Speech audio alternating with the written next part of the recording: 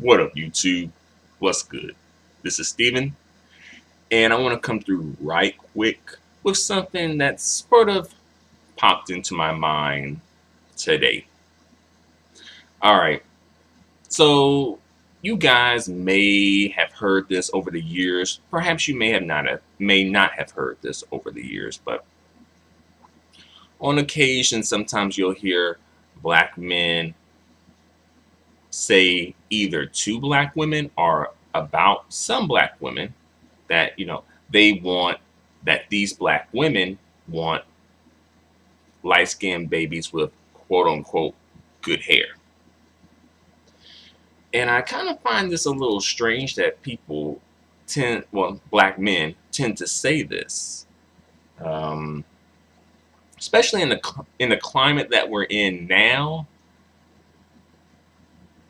or that we actually have been in for a while, in terms of like interracially dating and interracial unions and marriages, etc.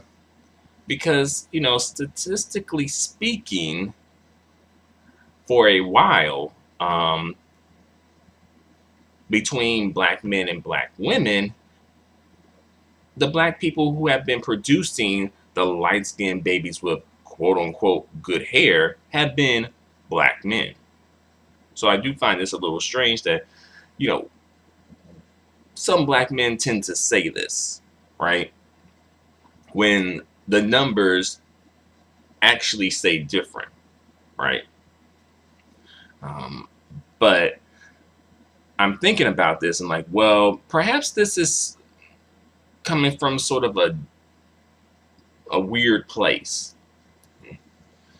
Perhaps this is a form. I think one reason why black men use this or say this is I think it's sort of like a shaming tactic when it comes to black women, when it comes to black women perhaps interracially dating, or even just dating a certain type of black man who they may not um, see themselves reflected in when this black woman is dating. You know? Because as well, this tends to actually seemingly, this phrase tends to come from dark skinned men directed at dark skinned women. I don't really think it, I don't really see them directing it towards, the lighter skinned women. It's more so directed towards the dark skinned women, right? When perhaps they may see a dark skinned woman, perhaps with, a man who perhaps does not reflect him, right? Who's not, you know, dark skinned just like her, right? So, the black man may feel some type of a way about this. And perhaps this is also sort of like a generational thing because I think, black men, especially dark skinned black men from like the 80s, may kind of get this or feel this type of way because I think back in the 80s, black women were saying, like, oh, I want light skinned babies with good hair. Notice how they never let that go. Even though statistically speaking, black women are more likely to date within the race and to stay within the race versus black men. But notice how black men ain't letting that go. Also, notice how black women never say that to black men when they're with women of other races, right? I don't think I've ever heard that come up where like a black woman is saying, "Oh, so you want light skinned babies with good hair?" I don't think I've ever heard a dark skinned black woman say anything like that when the black man was with, you know, a woman of another race or even, a biracial or light skinned black woman. Or, I don't hear that coming up a lot. Usually when I hear that phrase, it's coming from dark skinned black men directed towards dark skinned black women.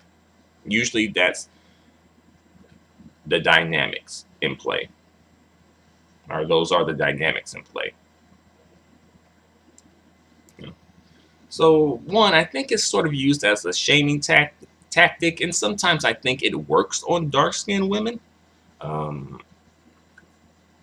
to an extent, just because I think dark-skinned women who may kind of feel, who may be interested in, perhaps dating interracially, are either just dating, quote unquote, exotic black men. Um, they sort of are a bit more low key about it, which I think you kind of should be in general, but still they're low key about it, more so to avoid being shamed, more so.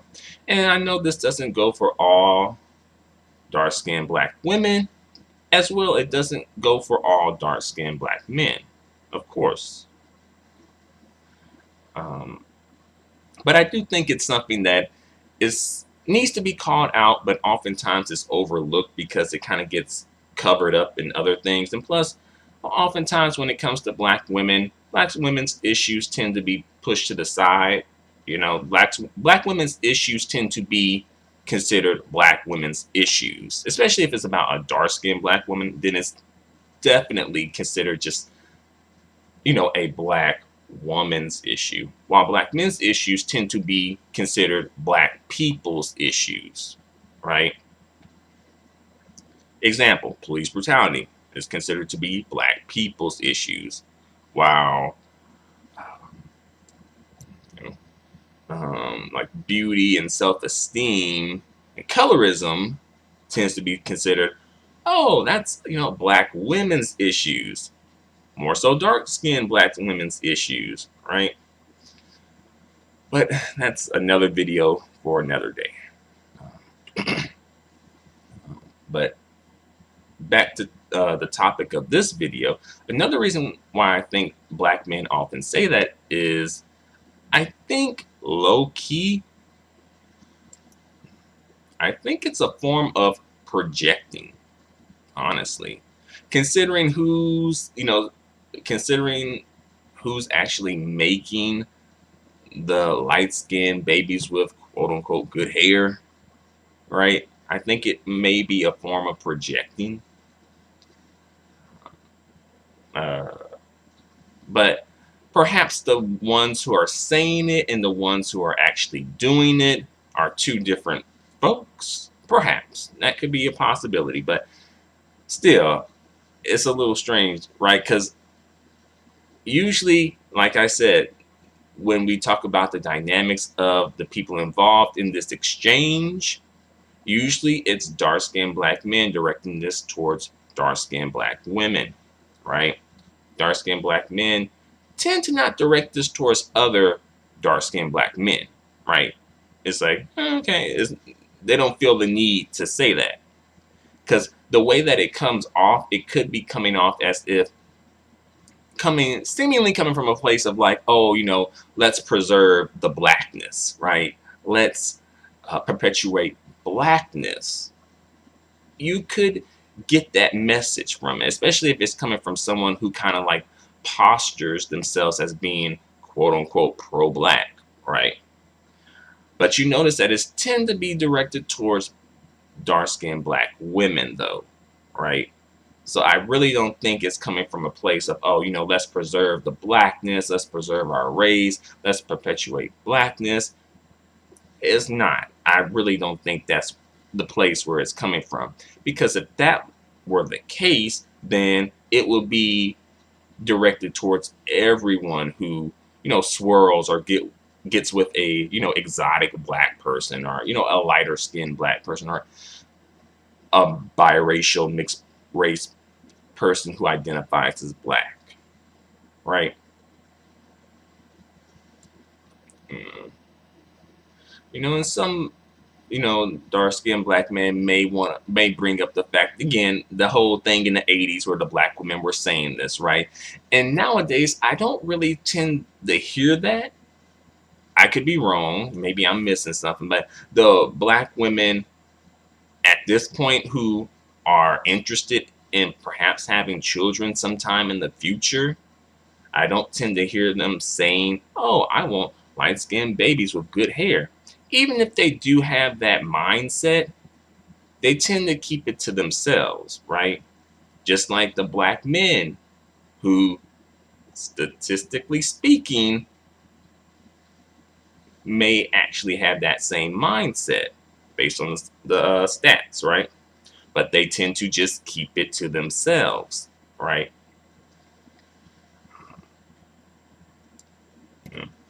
So I think it may also be a form of projecting, because these black men, they may have these feelings and they may want to project them onto another person. Like, these dark skinned black men may have this same feeling and may feel some type of a way about having this feeling, about feeling this way. So projected on the dark skinned black women, right? Just like how kind of like the whole colorism dynamic thing, or the colorism dynamics work within the community. Oftentimes, dark skinned black men tend to project the negative feelings that they have about themselves and their features and their skin tone onto dark skinned black women.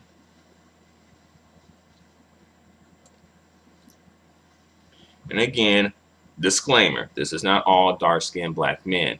As well, this is not all dark skinned black women, right? We can say that. Of course not, right? But I think it's still something that needs to be called out, because it's happening. It's been happening for a while, so it needs to be called out and addressed.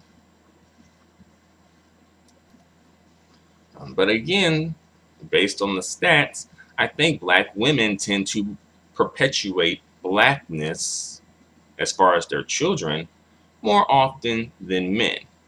Uh, but to be fair, I think both black men and black women tend to perpetuate blackness overall, but I think black women, based on the stats, tend to perpetuate it a bit more, or a little bit more, actually.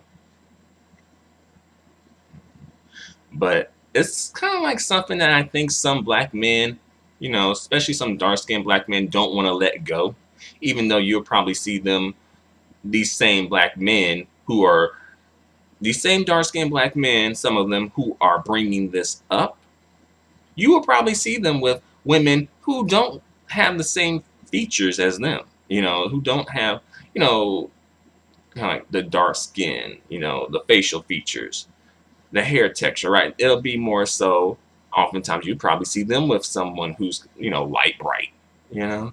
They're probably within the race, so it's not like considered like totally taboo or like them being a sellout or a coon, but you'll see them with someone who's not reflective of them if you really want to go there.